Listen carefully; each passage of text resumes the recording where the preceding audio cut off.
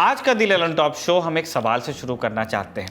क्या आपने भी ये चीज़ नोटिस की है कि हाल के सालों में कैलेंडर में जैसे ही त्यौहार आते हैं नत्थी होकर विवाद भी चले आते हैं। शिवरात्रि हो, दिवाली हो, रामनवमी या बकरीद हो, और ये केवल सोशल मीडिया पर होने वाला झगड़ा नहीं, हम उसकी बात नहीं कर रहे हैं।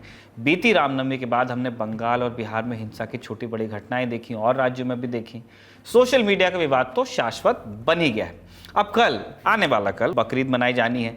बकरीद यानी ईद उल अजहा या ईद उल अजहा। अजहा और अजहा वाले झगड़े में हम नहीं पड़ रहे। त्योहारों के देश भारत का एक और त्यौहार है बकरीद, जिसकी अपनी मान्यताएं हैं, अपनी परंपराएं हैं। लेकिन बीते कुछ सालों से या कई सालों से इन परंपराओं पर शोर है।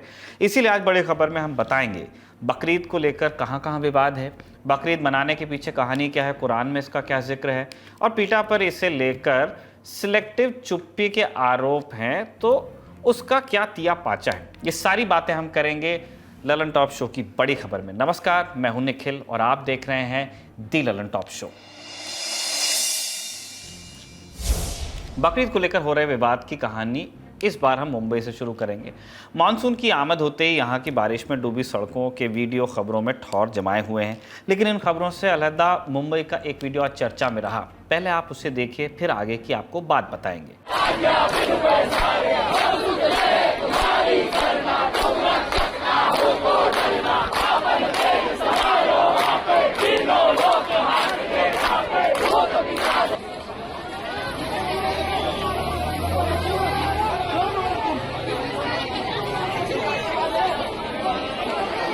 हनुमान चालीसा का पाठ और उसके बाद पुलिस से धक्का मुक्की की नौबत आ गई। वीडियो मुंबई की मीरा रोड स्थित इंफ्रा हाउसिंग सोसाइटी से आया है। मामला बीती रात यानी 27 जून का है। सोसाइटी के कंपाउंड में मचे हंगामे की वजह है ये दो बकरे।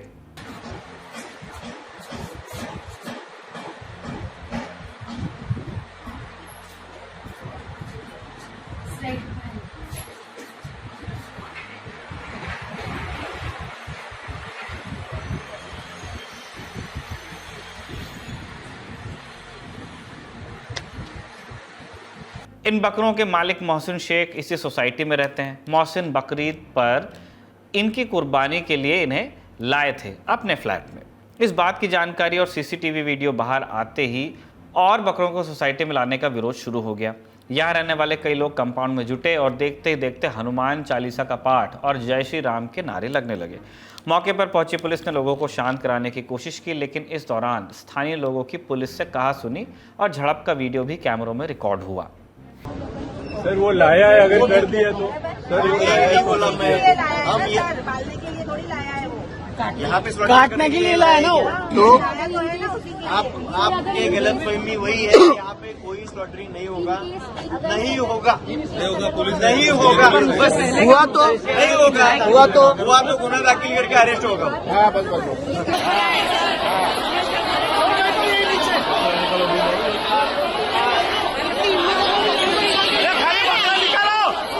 बकरों को लाने वाले मोहसिन कहते हैं कि इस सोसाइटी में 200 से 250 मुस्लिम परिवार हैं और हर साल बिल्डर उन्हें बकरा रखने के लिए जगह देता था, लेकिन इस बार बिल्डर ने जगह ना देकर सोसाइटी से बात करने के लिए कह दिया। मोहसिन के मुताबिक इन्होंने सोसाइटी के सामने ये बात रखी, लेकिन उन्हें बकरा रखने की जगह नहीं मिली, लिहाजा वो बकरों को अपने घर पे ले आए। सुनिए मोहसिन और क्या बता रहे हैं। जब हम गेट में एंट्री किए तो सिक्योरिटी ने फर्स्ट टाइम हमारी कार रुकाया, तो उसने पूछा सर आपका फ्लैट नंबर। मतलब भाई आज क्यों फ्लैट नंबर, रोज तो मैं जाता हूँ और सब मैं बोलता नहीं सर आज ऊपर से ऑर्डर है। मतलब ठीक है, बोला बकरा लाया आपने। मतलब नहीं बकरा नहीं मेरी गाड़ी में, आप चेक कर लो। तो मैंने उसको फ्लैट नंबर दिया।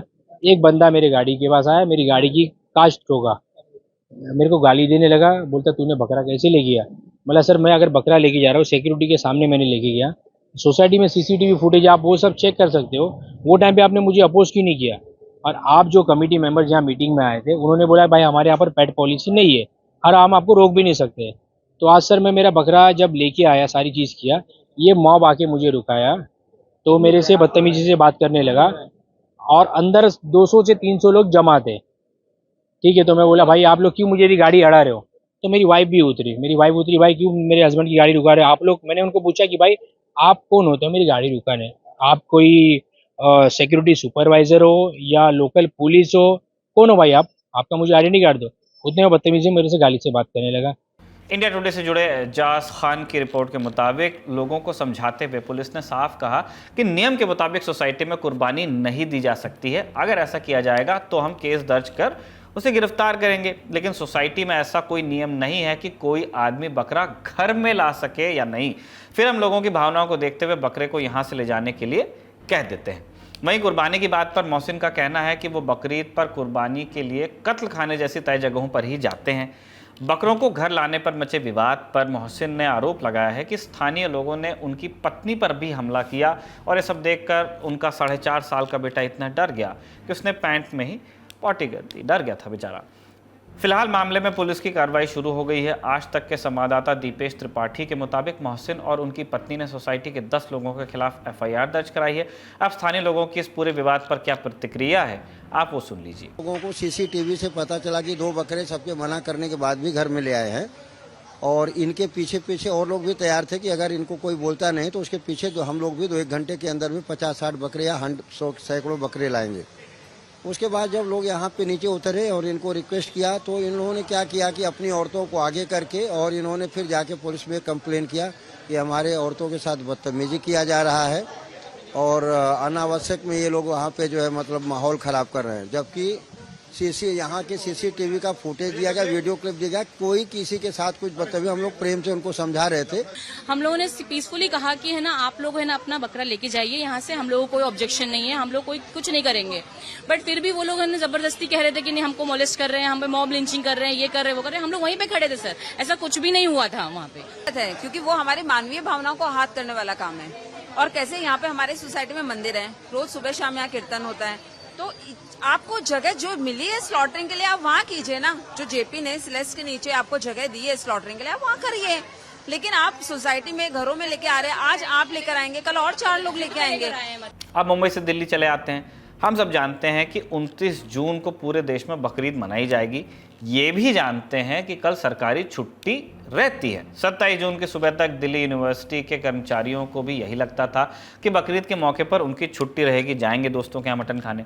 लेकिन यूनिवर्सिटी ने एक नोटिस जारी किया जिसमें लिखा था शताब्दी समारोह का समापन समारोह 30 जून 2023 को निर्धारित है। इस समारोह से पहले सभी व्यवस्थाओं को पूरा करने के चलते 29 जून 2023 को विश्वविद्यालय के सभी कर्मचारियों के लिए कार्य दिवस रहेगा, वर्किंग डे। हालांकि जो कर्मचारी बकरीद का त्यौहार मनाना चाहते हैं उन्हें दफ्तर में आने से छूट दी गई, एग्जेम्पशन। उसमें क्लियरली लिखा हुआ है कि आपको आने की जरूरत नहीं अगर आपका त्यौहार है। शिक्षकों के एक धड़े ने डीओ प्रशासन से अपना फैसला वापस लेने की मांग की है। आज का बुलेटिन जब हम शूट कर रहे हैं तब तक डीयू की इस मांग पर प्रतिक्रिया नहीं आई थी। बकरीद पर यह खबर उत्तराखंड से भी आई है। आज तक के कमल नयन सिलोड़ी के मुताबिक कुछ हिंदुत्ववादी संगठनों और व्यापारियों ने बद्रीनाथ धाम के किसी भी इलाके में बकरीद की नमाज ना पढ़े जाने की मांग कर दी है। इसके पीछे धार्मिक मान्यताओं की दलील दी गई है। आपकी जानकारी के लिए ये बता दें कि बद्रीनाथ धाम के आसपास हो रहे निर्माण कार्य में कई मुस्लिम समुदाय के लोग भी काम कर रहे हैं। हिंदुत्ववादी संगठनों की मांग पर पुलिस ने मुस्लिम समुदाय से बातचीत कर बद्रीनाथ धाम के इलाके से बाहर ही बकरीद मनाने की सहमति ले ली है। यानी जहां का मामला था वहीं वो सुलटा भी। लग तो यही रहा था, लेकिन अब इस मामले को लेकर बरेली के कुछ मौलानाओं ने आपत्ति जाहिर की है। आज तक से जुड़े कृष्णराज की रिपोर्ट के मुताबिक ऑल इंडिया मुस्लिम जमात के राष्ट्रीय अध्यक्ष मौलाना शहाबुद्दीन रजवी बरेलवी ने कहा है कि फैसले को वापस ले पुनः विचार किया जाए। अगर ये परंपरा डाली गई तो देश भर में बड़ी समस्या खड़ी हो जाएगी। जिस जगह मुसलमान बहुसंख्यक होंगे तो वहाँ मुसलमान इसी तरह प्रतिबंध लगाएंगे, फिर भारत में हिंदू मुस्लिम भाईचारा टूटता हुआ नजर आएगा। उत्तराखंड से अब रुख यूपी का करते हैं, जहां बकरीद को लेकर जगह जगह पुलिस का फ्लैग मार्च हो रहा है। बकरीद पर ही योगी सरकार ने कुछ नियम भी बनाए हैं जिसके मुताबिक कुर्बानी तय जगह पर ही होगी, प्रतिबंधित पशु की कुर्बानी नहीं होगी, विवादित जगहों पर कुर्बानी नहीं होगी, धार्मिक गतिविधि के लिए ट्रैफिक बाधित नहीं किया जा सकेगा। इन नियमों को लेकर यूपी कांग्रेस योगी सरकार को राज्य में कानून व्यवस्था सुधारने की नसीहत दे रही है। आप सुनिए। प्रतिबंधित पशुओं को काटना किसी भी धर्म में अनुचित माना गया है, पाप माना गया है, और जो लोग भी ऐसा काम करेंगे वो पाप के भागी होंगे। आदरणीय योगी जी, आप इस तरीके की बयानबाजी करने की जगह कानून व्यवस्था अच्छी कीजिए ताकि पुलिस न मारी जाए। आप रोजगार लोगों को दीजिए ताकि बेरोजगार युवक अराजक न हो। आप महंगाई को खत्म कीजिए ताकि गृहिणियों को और लोगों को उसका लाभ मिल सके।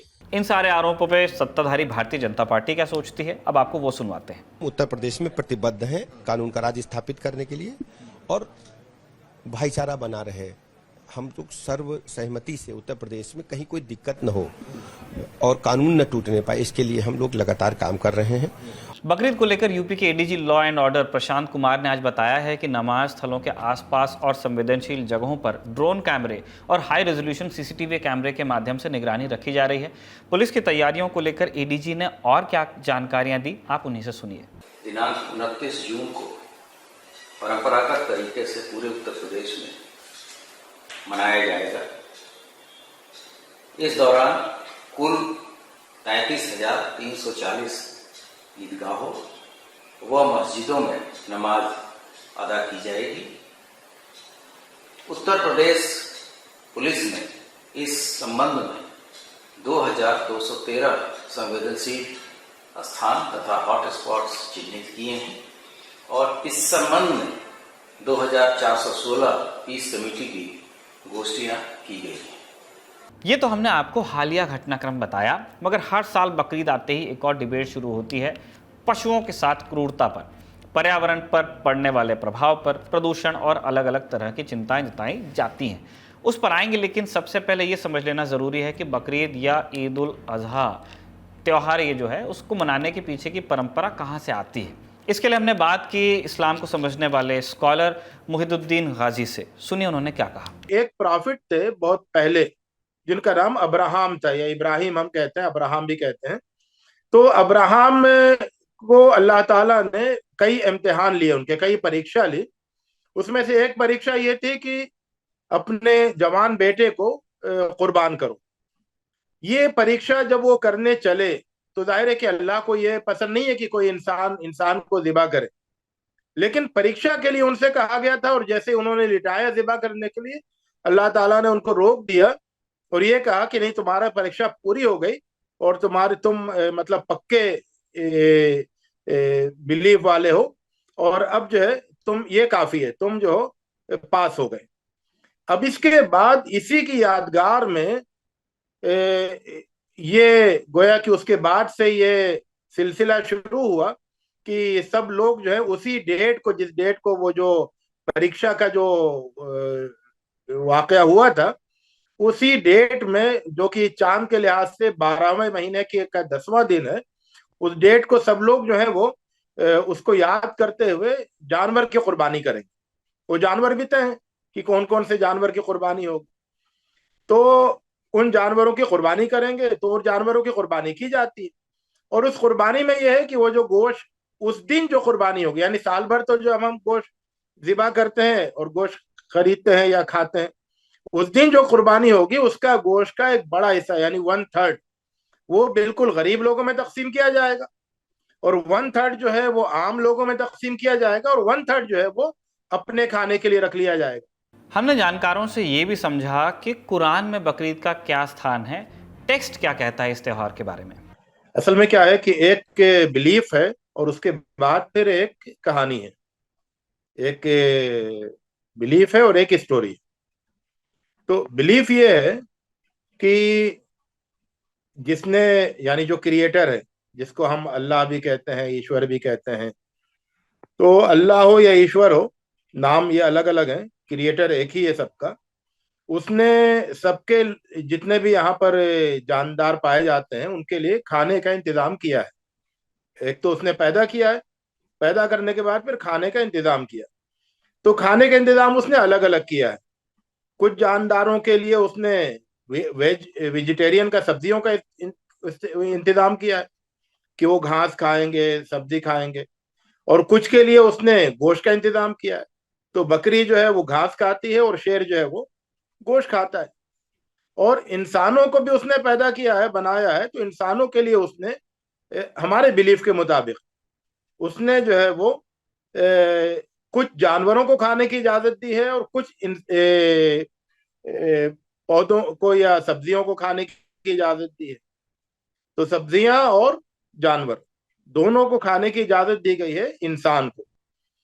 तो ये तो एक बुनियादी बात हो गई कि जब हम जानवर को ज़िबा करते हैं और उसका गोश्त खाते हैं तो ये इस बिलीफ की बुनियाद पर खाते हैं कि जिस तरह से यानी ये हमारे क्रिएटर का, हमारे अल्लाह का, ईश्वर का हमारे लिए ये इंतजाम है कि आपको आपके जो ग़िज़ा है, आपका जो खाना है, फूड है, वो सब्जी भी है और मीट भी है, गोश्त भी है। तो ये तो एक बात हो गई। तो इसको कुरान मजीद में ये कहा गया है कि जो खाने पीने, ये जो जानवर हैं जिन्हें तुम खाते हो, तो इनको खाने के लिए तुम्हारे लिए मुसख्खर किया गया है कि तुम इन पर सवारी भी कर सकते हो और इनका गोश्त भी खा सकते हो। कुरान मजीद में एक सूरतुल अनआम में और दूसरी सूरतुल नहल में, इन दोनों सूरतों में ये बात आई गई है कि फरमाया अल्लाह ताला ने कि वल अनआम खलक़हा लकुम, कि अनआम जो है, अनआम का मतलब ये जो नर्म गोश्त वाले, यानी कुछ तो जानवर वो हैं जो कि गोश्तखोर होते हैं, कुछ जानवर गोश्तखोर होते हैं, जैसे भेड़िया है, शेर है, तो इनका गोश्त नहीं खाना है। और जो जानवर सवारी के लिए होते हैं, खासतौर से घोड़े और गधे और खच्चर, तो इनका गोश्त नहीं खाना है। गोश्त जो खाना है वो बैल और क्या नाम है, ऊंट और बकरा। तो ये जो 3 कैटेगरी है, इनका गोश्त जो है उसको खाने की कुरान में सूरतुल नहल में और सूरतुल अनआम में 2 सूरतों में साफ साफ इजाजत दी गई है। और ये कहा गया है कि इन जानवरों को हमने तुम्हारे लिए पैदा किया है। आपने बकरीद के पीछे की कहानी सुन ली, इसमें दिए जाने वाले कुर्बानी के पीछे की वजहों को भी समझ लिया। अब चलते हैं उस सालाना बहस की ओर जो बकरीद आते ही शुरू होती है। बकरीद पर एक दिन में लाखों जानवरों की कुर्बानी दी जाती है, भारत में, वर्ल्ड ओवर भी। एक साथ इतनी बड़ी संख्या में होने वाले जानवरों की हत्या के विरोध में कई सारे तर्क दिए जाते हैं। सबसे पहला तर्क है मास किलिंग, यानी जानवरों की सामूहिक हत्या। एक दिन में लाखों की संख्या में जानवरों की हत्या पर्यावरण को कई तरह से प्रभावित करती है। एक साथ बड़ी संख्या में जानवरों की बलि देने से भारी मात्रा में अपशिष्ट, यानी जानवरों के शरीर का हिस्सा जिसका इस्तेमाल नहीं होता, जिसे आप खाते नहीं, खाल वगैरह, इकट्ठा हो जाता है। एक दिन में भारी मात्रा में इकट्ठा हुए इस कचरे का निपटान लोकल बॉडी के लिए करना मुश्किल हो जाता है। साफ सफाई भी एक बड़ा मुद्दा है। जाहिर सी बात है, इसका प्रभाव भी आसपास रहने वाले लोगों और पर्यावरण पर पड़ता ही है। भोजन के लिए इतनी बड़ी संख्या में जानवरों की कुर्बानी को गैर ज़रूरी बताया जाता है। लेकिन यहाँ पर एक दूसरा पक्ष भी है जो इसे सिलेक्टिव विरोध करार देता है। इस पक्ष का तर्क ये है कि बकरीद पर पर्यावरण पर पड़ने वाले प्रभाव की बात तो करते हैं, लेकिन बहुत सी और भी चीज़ें हैं जो पर्यावरण को गंभीर रूप से प्रभावित करती हैं। हम उनकी चिंता क्यों नहीं करते, जैसे औद्योगिक प्रदूषण, गाड़ियों के धुएं से होने वाला प्रदूषण और अन्य त्योहारों पर होने वाला प्रदूषण, दिवाली पर पटाखों से होने वाला वायु प्रदूषण, नवरात्रि और गणेश चतुर्थी में सिंथेटिक और प्लास्टर ऑफ पेरिस से बनी मूर्तियों को नदियों और समुद्र में बहाने से होने वाला जल प्रदूषण। यानी पर्यावरण की याद सभी को तभी आती है जब अपनी धार्मिक प्रथा और परंपरा से वो न जुड़ा हो, किसी भी साइड का हो, दूसरे के त्यौहार पे मीन मेक निकालने आते हैं। इसके अलावा अन्य धर्मों में बलि परंपरा का हवाला भी दिया जाता है, बाकी रिलीजन्स में भी है, हिंदू धर्म में भी है। और भोजन के लिए जानवरों की हत्या तो हर रोज़ हो ही रही है, तो फिर एक धर्म के त्यौहार पर उंगली क्यों उठाई जाती है? ये भी एक तर्क है एक पक्ष का। इसके अलावा जानवरों की खरीद फरोख्त का अपना एक अर्थतंत्र है। हमारे देश में कई सारे समुदाय ऐसे हैं जो जानवरों को पाल कर और बेचकर ही अपना परिवार चलाते हैं। कई सारे आम किसान भी हैं जो एक एक दो बकरियां पालते हैं और वो बेचते हैं बकरीद के मौके पे। उनके लिए भी बकरीद एक सीज़न की तरह होता है, कुछ आय होती है। इन दोनों पक्षों के अलावा जो मध्यमार्गी धारणा है, हम आपको वो भी सुनवा देते हैं। दोनों ही तरफ से ओवर रीचिंग हो रही है आर्ग्यूमेंट्स को लेकर के। भारत सरकार के हिसाब से उनके आंकड़ों को देखें तो भारत में 74% लोग मांसाहारी हैं, और जाहिर है भारत में मुसलमान 14 या 15% से ज्यादा नहीं है, बल्कि और कम ही हो सकता है। तो अगर 74% भारतीय मांसाहारी है तो इसका मतलब रोज कट रहा है, रोज खाया जा रहा है। इसको मुसलमानों से जोड़ना अजीबोगरीब है। तो यहाँ पर बात तो ये वाली बात की ह्यूमन राइट्स, पेटा और ये जो आपका एमिशंस है मीथेन का और दूसरी तरह का, इन सब को लेकर के अगर चिंता हो तो वो पूरी साल भर हो, सिर्फ साल में एक बार ना हो, तो वो वैलिड है। और ये बात सही है कि सेहत के लिए, इंसानों की सेहत के लिए भी अच्छा है कि वो साग सब्जी तरकारी ये सब ज्यादा खाएं और मांस मच्छी कभी कभी खाएं। तो ये एक नॉर्मल जो बात है साइंस के हवाले से भी है। लेकिन जब सिलेक्टिव हो जाता है इंसान तो फिर मुश्किल ये होती है कि दोनों तरफ से ओवर रीच करते हैं, अपने अपने आर्गुमेंट्स को जरूरत से ज्यादा इस्तेमाल करते हैं। तो भारत जैसे मांसाहारी देश में, और जो नंबर 1 है बीफ एक्सपोर्ट में भी, ऐसे देश में ये बात कहना हर स्लॉटर हाउस में जो प्रोडक्शन है बीफ का वो काटने से ही हो रहा है, और वहां पर भी वो एमिशंस हो रहे हैं। तो पहले स्लॉटर हाउस में चला जाए और फिर उसके बाद एक त्योहार के ऊपर। सिर्फ भारत में मुसलमानों का ही त्योहार नहीं है जिसमें ये होता है, कुर्बानी होती है। हम बिहार का जानते हैं, मिथिला के प्रदेश का जानते हैं, वहां पर लाइन लग के मटन के लिए सुबह से रात में 3 बजे से लाइन लग जाती है जब त्योहार आता है। हम बंगाली समाज के त्योहारों को जानते हैं। हम डाउन साउथ में अगर आप देख लें तो तमिलनाडु में, केरल में, हर जगह, और नॉर्थ ईस्ट में, तो वहां पर ये वाली बातें नहीं की जाती हैं जब बाकी लोगों को खाना होता है। लेकिन एक कुर्बानी एक प्रतीकात्मक है। उस दिन सिर्फ ये है कि कुर्बानी वाले दिन बकरीद का जो माहौल है उसमें मुस्लिम इलाकों में आपको वहां पर ये एक प्रक्रिया की दिखती है, तो उस प्रक्रिया को देख करके कुछ लोगों को एतराज होता है। उसके लिए बाकायदा सरकार की भी गाइडलाइंस है, कम्युनिटी के अंदर भी हम लोग कोशिश कर रहे हैं कि गाइडलाइंस हो और खुले में कुर्बानी ना की जाए, किसी को भी परेशानी ना हो। जहां पर भी कुर्बानी हो रही है वहां पूरी व्यवस्था हो, उस दिन की नमाज में भी पूरी व्यवस्था हो। अपनी कम्युनिटी से वॉलंटियर्स लगाएं, पुलिस प्रशासन के साथ में, पुलिस के साथ में सहयोग करें। इस तरह की गाइडलाइन हमारी जो संस्था है Indian Muslim for progress and reforms, उसने भी जारी की है। हम हर साल जारी करते हैं, वीडियो भी जारी करते हैं। 2 दिन पहले मैंने एक पूरा जलसा किया जामा मस्जिद में, जिसमें हमने इस पर बात की कि सफाई रहे, हमारा त्योहार किसी के लिए परेशानी का बाइस ना बने, हमारे त्योहार में लोग मुंह पर रुमाल रख के ना निकले। तो इन सब चीजों को लेकर के जागरूकता बढ़ी है, मुस्लिम समाज खुद आत्मावलोकन कर रहा है इसको लेकर के।